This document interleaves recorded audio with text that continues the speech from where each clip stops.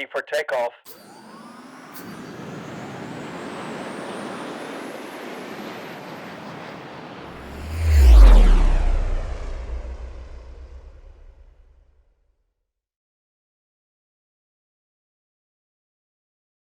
Let's get started.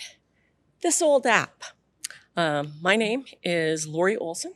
You can find me on social media just about anywhere with the tag Windex Lori or WNDX Lori. I'm from Lethbridge, Alberta, Canada. My husband Trevor is down in the audience, and I am a dog mom of two cute little dogs, Scooter and Casey.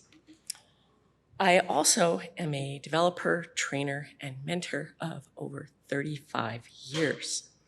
And more recently, the founder of the Windex School of Mobile Apps, where I teach about RubyMotion and Dragon Ruby. And I'm the creator of Six Pack Apps, my program where I teach people how to go from app idea to successfully launched app. So, warning, this is stories from my 35-year career, and Ruby didn't exist 35 years ago, so there will be some non-Ruby content. So, this old house, or wait, no, we were gonna do this old app. Well, actually, this is the question that I was exploring. Old houses and old apps. We started a house renovation this year, and it occurred to me that old houses and old apps actually have quite a lot in common. So when you're talking about upgrading an app or renovating a house, there are so many commonalities. So we'll start at the beginning. This is our house. It's a 4-level split. It was built in 1955. We purchased it in 2014 from the original owners. So they'd owned it for 59 years. And as you can imagine, it needed quite a few updates. Now, when you talk about house renovations or app upgrades, they kind of actually follow the same sort of pattern, where you need to do a lot of planning, you need to schedule what's gonna happen, and then there's demolition or, ripping shit out of your app, construction, building all the fun new stuff into your app, and then of course there's all the finishing details. But what makes the journey really interesting is all the challenges that you face along the way. So let's start talking about some of those challenges. So our ceiling. Now, ceilings are fun, especially when you have things like skylights. And we have 3 of them in our house. And we've had some fun experiences with leaks. And in fact, there was a whole lot of scary shit up in that ceiling when we decided we were gonna take it down. One of the first things we learned was that this roof of ours was stick-built and not truss-built. So if you're unfamiliar with roof framing, truss-built is like engineered, it's structured, they build these trusses off-site and bring them in, and they're all very even and, straightforward. Stick-built, though, that's all built on-site, custom, on the fly, and it's very sort of higgledy-piggledy, which really explains some of the weird shit around our skylights. And then WASPS. And you're like, okay, what does WASPS have to do with ceilings? Wow. So one day we came home, and in this window right here, we found like 50 wasps. And that was rather terrifying, especially since we have 2 small dogs. So we hired an exterminator, and he came and crawled around on the roof, and he was like, I don't know, there's this hole over here, maybe that's where they're getting in. And he injected some insecticide, and we cleared up the wasps inside, and Now we only get an occasional wasp coming in who's very slow and probably crawled through the insecticide. Okay, but when we took down the ceiling, they found 4 wasp nests up in the ceiling. And yeah, they weren't happy, and neither were we. So of course, I'm sure you can't possibly think of an analogy when you're doing app upgrades and finding stuff under the covers when you start ripping things apart. Which reminds me of my GasPack project. This is very early in my career. GasPack stands for Gas Plant Product Accounting. Yes, I worked in the oil patch for quite a number of years.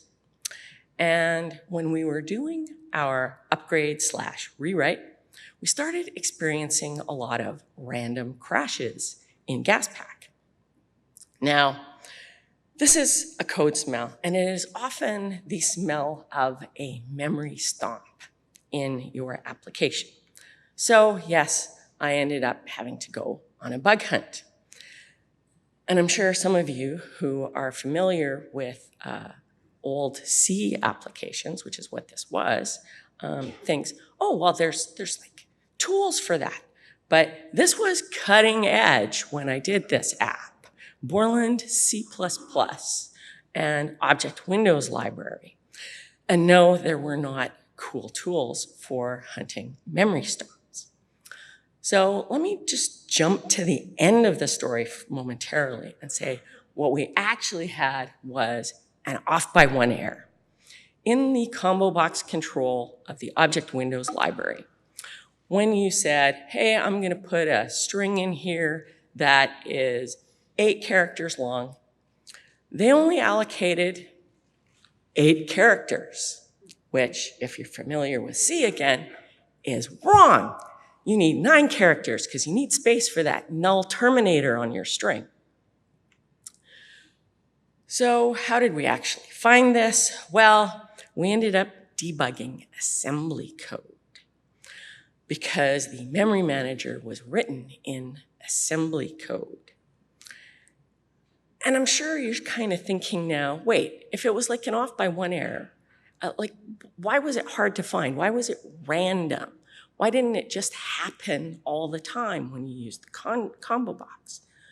Well, turns out when you dig into the assembly code of the memory manager that they allocated memory in 4-byte chunks.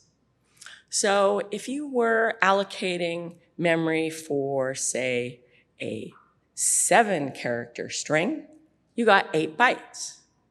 And you wouldn't have a memory stomp because there was that extra byte at the end.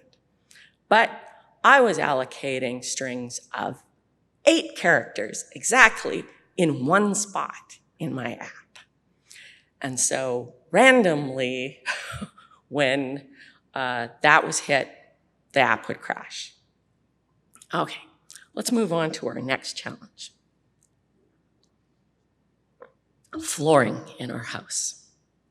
So you always have this choice, right? When you have hardwood, are you going to refinish it or replace it?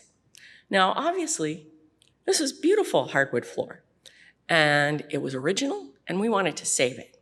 In fact, we saved old stuff from a previous renovation on the upper floor so that we could piece in hardwood to replace the kitchen linoleum.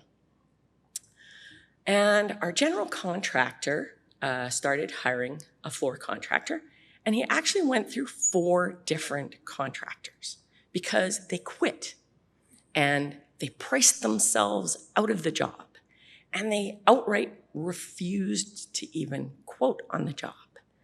And I had to ask myself, why? Why were these people basically refusing and avoiding this job? So when he brought the 5th contractor in, I was like, I want to be there.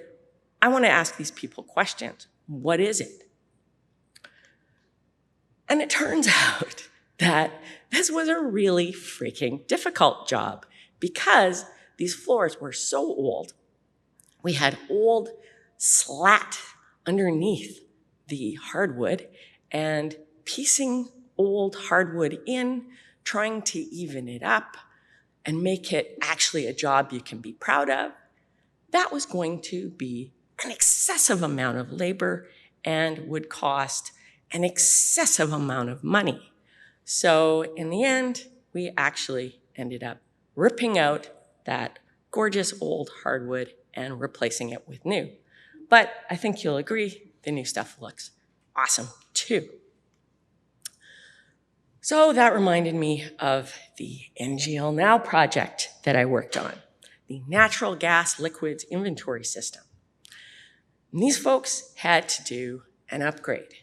They had to do an upgrade for 3 years, and they failed.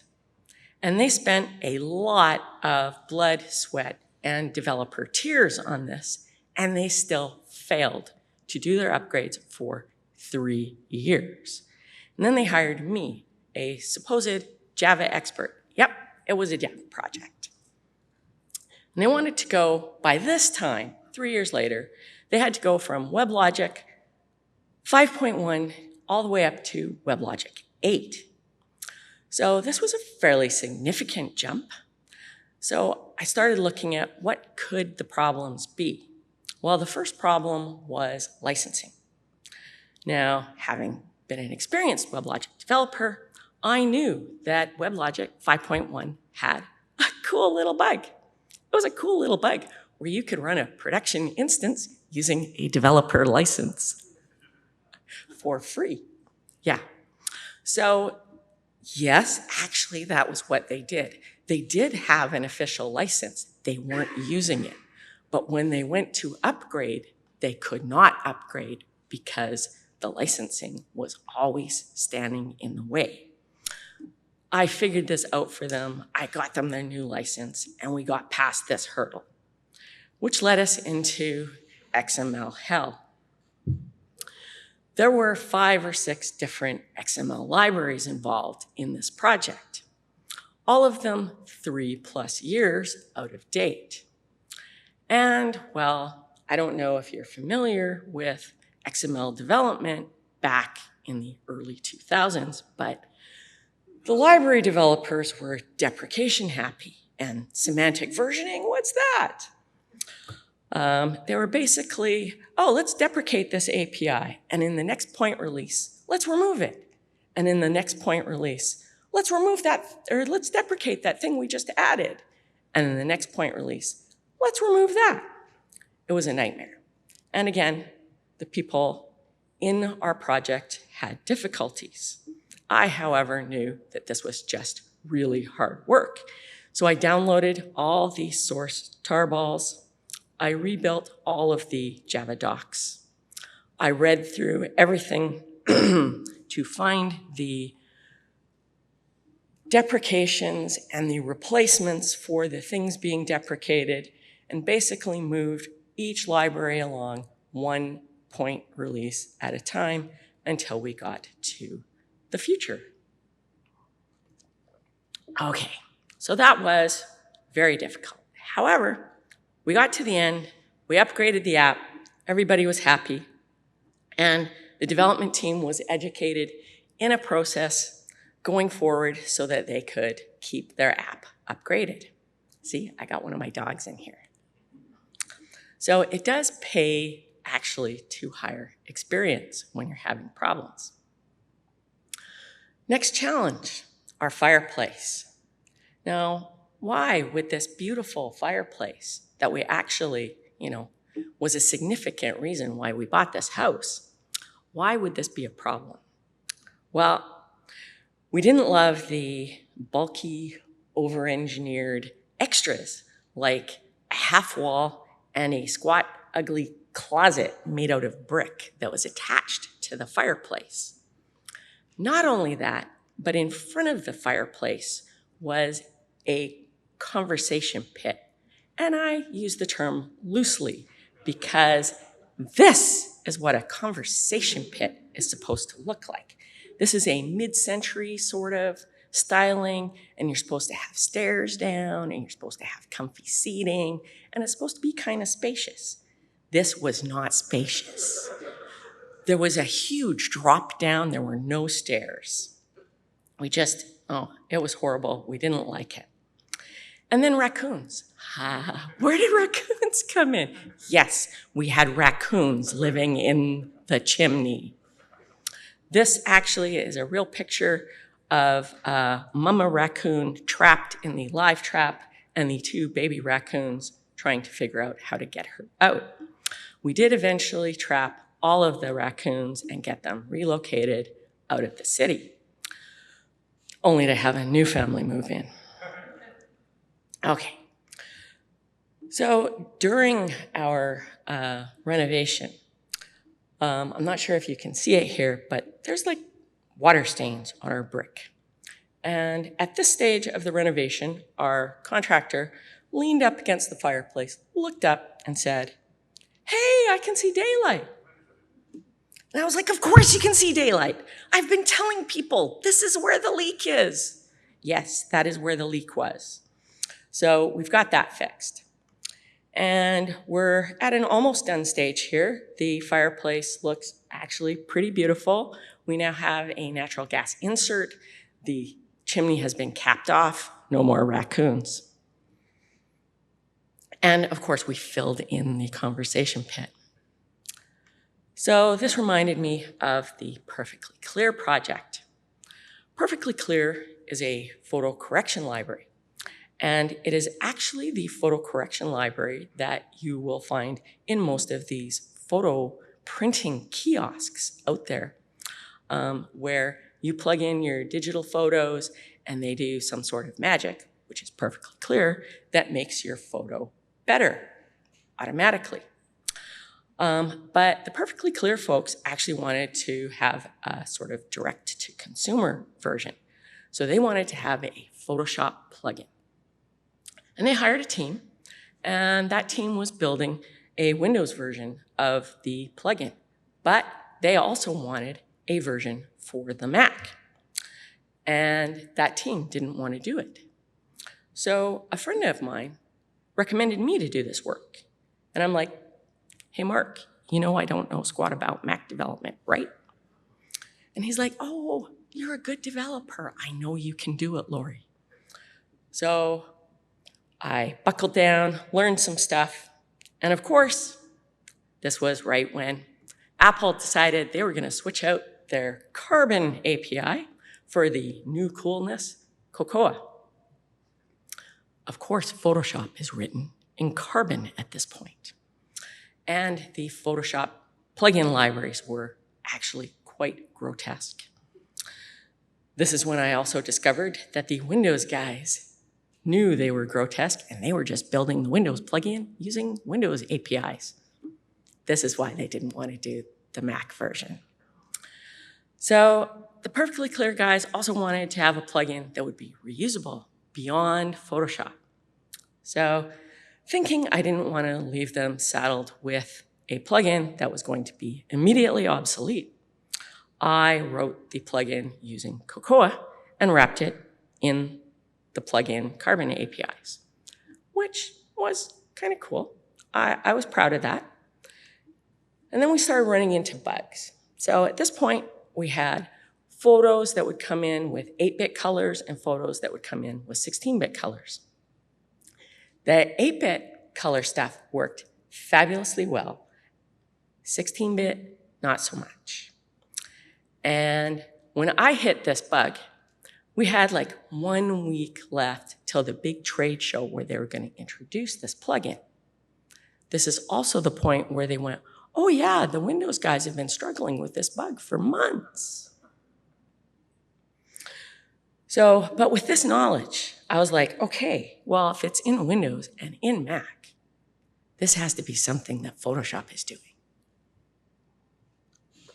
So I insisted that they actually pay the money to get into the Photoshop developers community, and we got into the Photoshop private forums, where I discovered in an obscure corner in only one place this description: "Why does my 16-bit plugin only see values from 0 to 32,768?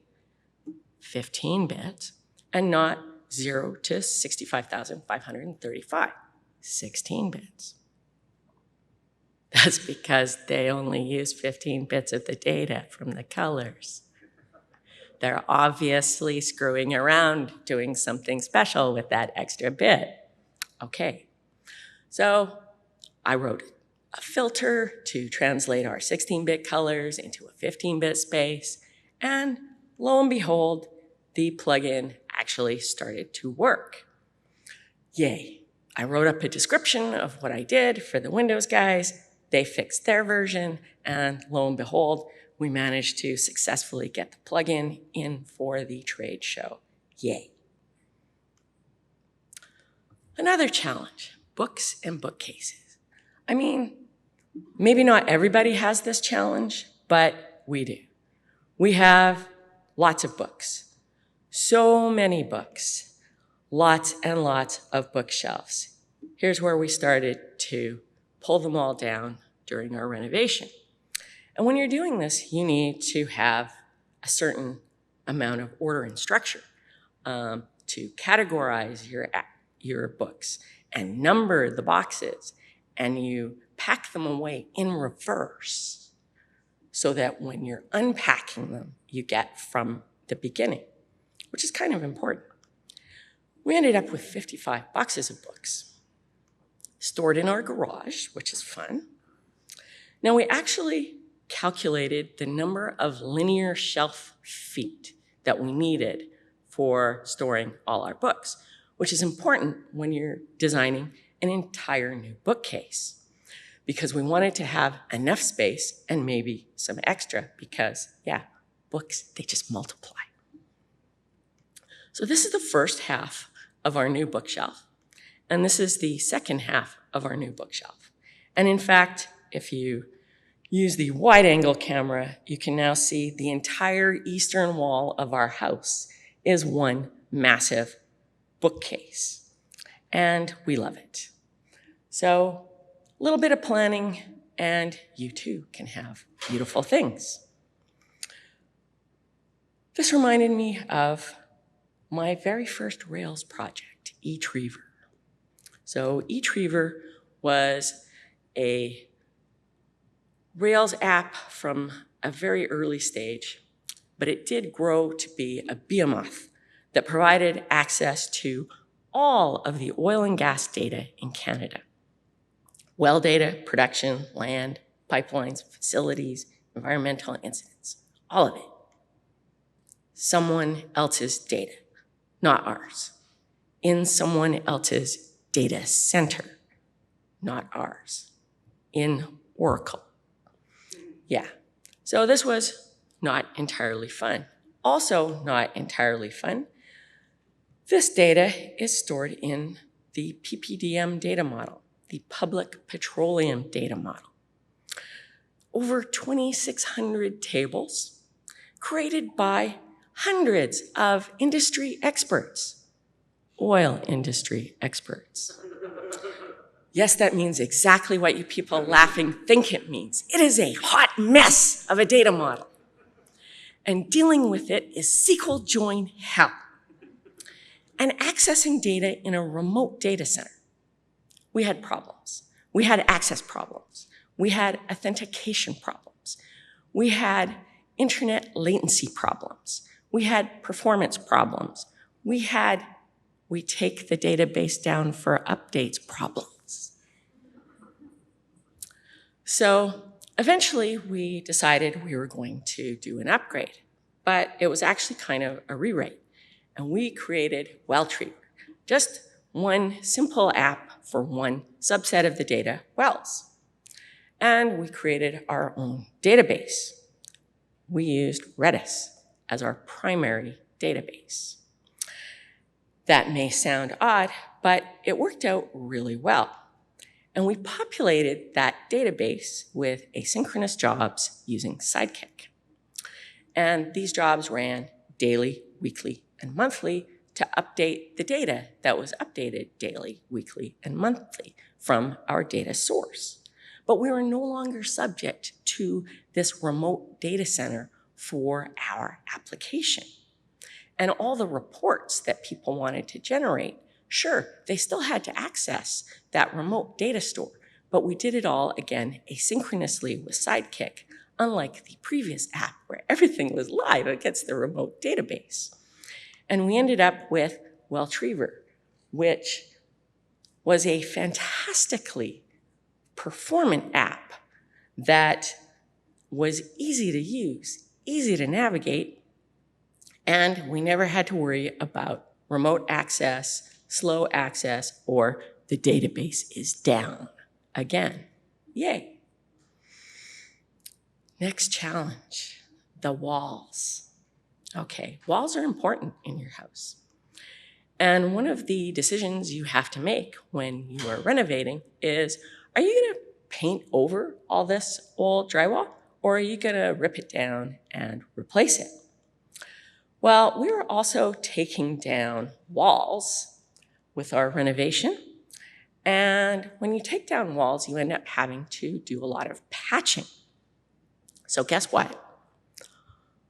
60-year-old drywall and new drywall have different thicknesses. So we discovered this when we did a renovation on our upstairs 4 years ago. And we were doing the patching route. And our drywallers hated us, and so did the painters, because everything was uneven and didn't look good. So this time we ripped it all down, because nobody wants to deal with all the discontinuities. And we replaced it all with new drywall, which the drywallers actually kind of loved, and that was including on the ceiling. This reminded me of my own application, Wimby. This is a RubyMotion application. Wimby stands for Wells in My Backyard. It has all of the abandoned oil and gas wells in Canada in it.